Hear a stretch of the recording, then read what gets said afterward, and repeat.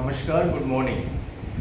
देखिए जी 11th JPSC की मुख्य परीक्षा में शामिल होने वाले सभी लोगों को पुनः बधाई और ढेर सारी शुभकामनाएं। जैसा कि आप लोग देखे होंगे कि 22 जून से लेकर 24 जून में आपके एग्जामिनेशन मुख्य परीक्षा का खत्म कर दी गई।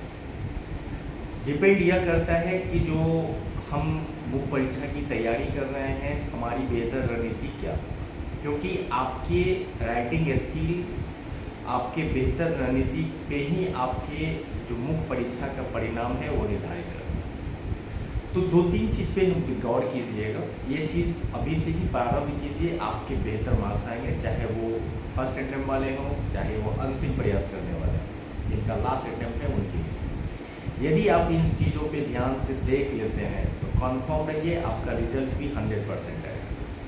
यदि आप इन चीज़ों पे ध्यान नहीं करते हैं तो कितना भी आप पढ़ लीजिए नहीं करोगे, फ्रैंकली फिर आधा नंबर 1 नंबर से पीछे हो जाएंगे फिर दिक्कत। इसीलिए ऐसी स्थिति नहीं हो, अभी से ही इन सारी चीज़ों को ध्यान रखें तो कन्फर्म रहिए रिजल्ट 100% आएगा। आप किसी संस्था से जुड़े हैं या नहीं जुड़े हैं ये मायने नहीं रखता। आप लोग कहते हैं कि सर कहाँ का नोट्स जरूरी है, आपके पास किताब है पर्याप्त है, आप उसी को पढ़िए, उसी को नोट्स बनाइए। पूरे सिलेबस को पढ़ने की कोई ज़रूरत नहीं है।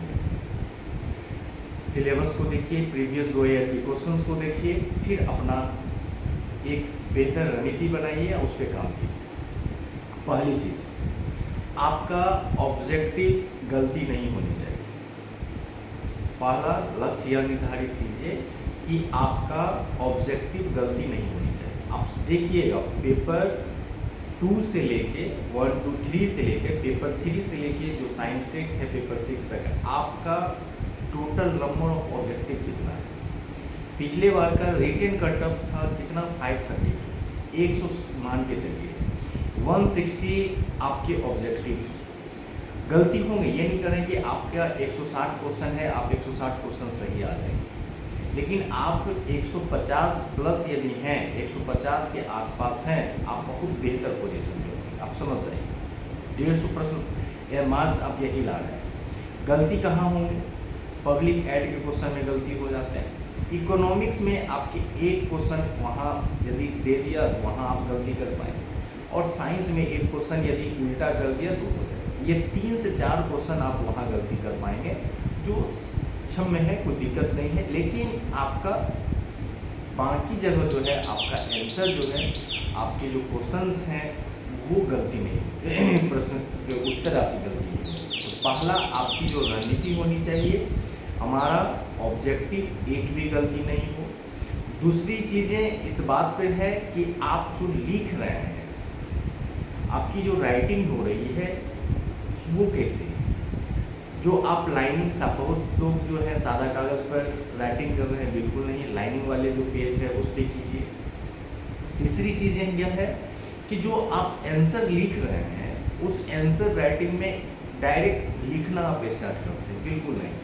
आप फ्लो चार्ट बनाइए, जो आंसर में आप क्या क्या दे रहे हैं। दूसरी चीज़ें, आप डायग्राम उसमें बनाइए, फ्लो चार्ट, डायग्राम, मैप का कुछ प्रयोग कीजिए। ये नहीं कि डायरेक्ट लिखना स्टार्ट किए। ग्रेजुएशन में देखिए कहावत है, जो दिखता है वही दिखता है। आपके आंसर में दिखना चाहिए कि आप क्या क्या लिखे हैं। तो फ्लो चार्ट, डायग्राम का बिल्कुल प्रयोग कीजिए, 100% आपके मार्क्स बिल्कुल बढ़ेंगे, क्योंकि ये खुद पे किया गया है इसलिए बढ़े हैं। और आप भी बिल्कुल इंटरव्यू देंगे। आप ये चीज़ कीजिए, जिनका अंतिम प्रयास है या फर्स्ट प्रयास हो या कोई भी प्रयास हो, आपके आंसर राइटिंग में दिखना चाहिए। नहीं दिखेगा मार्क्स नहीं आएगा। दूसरी तीसरी चीज़, आपके लैंग्वेज पेपर पे कमांड अच्छी होनी चाहिए। डेली आपका जो कोट्टाल वाले हैं या नागपुरी है, संथाली, जो भी लैंग्वेज है, आपका पूरी तरह कंप्लीट होनी चाहिए। छोटा सिलेबस है, आप 1-2 वीक में आप बेहतर करके राइटिंग करके रख सकते हैं। तो पूरी चीज़ों को आप जितना बेहतर करेंगे उतना ज़्यादा बेहतर होगा। तो सबसे पहले आप जो लैंग्वेज पेपर है उस लैंग्वेज पेपर को बेहतर कीजिए। दूसरी चीज़ें हैं, आप ऑब्जेक्टिव को बेहतर कीजिए। तीसरी चीज़ें हैं, आप जो आंसर राइटिंग चीज़ करेंगे उसमें डायग्राम फ्लो चार्ट के साथ करेंगे। आपका जो आंसर होना चाहिए क्वालिटी और क्वांटिटी दोनों ही होनी चाहिए। आप ये सोचेंगे कि हम 400 शब्दों में लिख के बाहर निकल जाएंगे, नहीं होगा। 300 शब्दों में लिख के निकल जाएंगे, नहीं होगा। तो अच्छे प्रयास कीजिए, अपने अच्छे से अधिक क्वालिटी को दीजिए, आंसर राइटिंग कीजिए, डेली जितना आप पढ़ते हैं उससे ज़्यादा लिखने की कोशिश कीजिए। तीसरी चीज़ें यह कीजिए कि एक अलग सा एक कॉपी बनाइए। कोई भी चीज़ लिख रहे हैं, जैसे मान लीजिए कि हिस्ट्री में आप इंडस वैली सिविलाइजेशन पिछले बार क्वेश्चन पूछ दिया है, इस बार नहीं पूछेगा। गुप्ता से क्वेश्चन पूछेगा, गोल्डन एज से क्वेश्चन पूछ रहा है तो पूछेगा। उसका एक आप फ्लो चार्ट बनाइए, उसमें सारी चीज़ को समाहित कीजिए।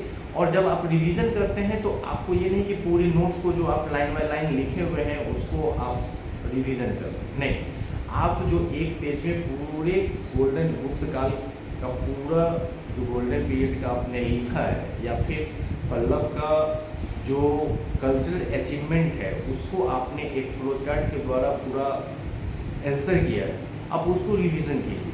आप बैठिए, आप समझिए इस चीज़ को कि आपने क्या क्या पढ़ा है, उसको आप कैसे कैसे फ्रेमिंग करेंगे। और फिर 5 मिनट में आप फ्रेमिंग कर लीजिए। आप ये करना प्रारंभ कीजिए, आप देखिए आप बेहतर कर लेंगे। आप आज कीजिए, 1 से 2 प्रश्न में आप इस जैसे बोलते हैं आप ऐसा कीजिए, फ्लो चार्ट अपने आप बनेगा। एक नहीं दूसरे में नहीं बनेगा। आप मुझे भेजिए व्हाट्सएप पे, हम चेक करेंगे, गलती होगा हम आपको बताएंगे, लेकिन प्रयास आपको करनी होगी। नींद आपको खराब करना है, यदि अभी नहीं करेंगे तो आगे बहुत खराब होने वाला है। इसीलिए जिनका भी ये हुआ है बिल्कुल ये नहीं सोचेंगे कि हमारी तैयारी बिल्कुल नहीं है, मैं तो सीजीएल का तैयारी कर रहा था, बहुत मित्र ऐसे कॉल करके बोल रहे हैं सर क्या करें। अच्छी अपॉर्चुनिटी है, आपके हाथ में दिया हुआ है, आप उसे गंवाएं नहीं। 2 महीना बिल्कुल अच्छी तरह से तैयारी कीजिए, कुछ नहीं होगा, स्वस्थ रहेंगे, खाइए और तैयारी कीजिए। नोट्स बनाइए। अभी सोशल मीडिया पे या गूगल बाबा पे बहुत सारे सभी टॉपिक आपने को मिल जाएंगे। जीएस क्वेश्चन जो है कल से हम प्रारंभ कर दिए हैं, वो आज हो सकता है हम दे भी दें, क्योंकि ज्योग्राफी का अभी दिए नहीं है, सिर्फ हिस्ट्री का दिए हैं। तो 5 से 7 10 क्वेश्चन टॉपिक, सबसे ज़्यादा कि वेरी इंपॉर्टेंट क्वेश्चन कौन सा टॉपिक है वो, इस तरह का 2 सेक्शन में बांट के हम लेंगे। आप उतना कर लेते हैं बेहतर है, बाकी और कर लीजिए, है टाइम आप बिल्कुल कीजिए, लेकिन जितना बता दें उतना तो ज़रूर करके जाइए, उसको अच्छा से फ्रेमिंग कीजिए तो आप बेहतर पोजीशन पे आएंगे। तो आप ये चीज़ करके देखिए, यदि भी दिक्कत होता है बिल्कुल आप मुझे बताएं, हम आपके साथ हैं। ऐसे यदि आप आंसर राइटिंग में जुड़ना चाहते हैं तो आप मेरे व्हाट्सएप ग्रुप में है, उसमें आप जुड़ सकते हैं। दूसरी चीज़ें यह है कि अगले मंडे से सीजीएल के लिए स्टार्ट करने जा रहे हैं, जिसमें सिर्फ जो जिनका असफल रहे हैं, लेकिन सीजीएल का भी टाइम आप समझिए बहुत कम समय है। जो ही इलेक्शन ख़त्म होगा आप एग्जामिनेशन मोड में आ गए, इसीलिए जिनका नहीं हुआ है तैयारी प्रारंभ कर दीजिए। इस चीज़ को आप सोचिए कि आखिर क्यों नहीं हुआ, कहाँ कमी रहा, रिवीजन प्रॉपर नहीं हो पाया, जिन चीज़ों से रहा उसको मजबूत कीजिए और बाकी चीज़ों को छोड़ दीजिए।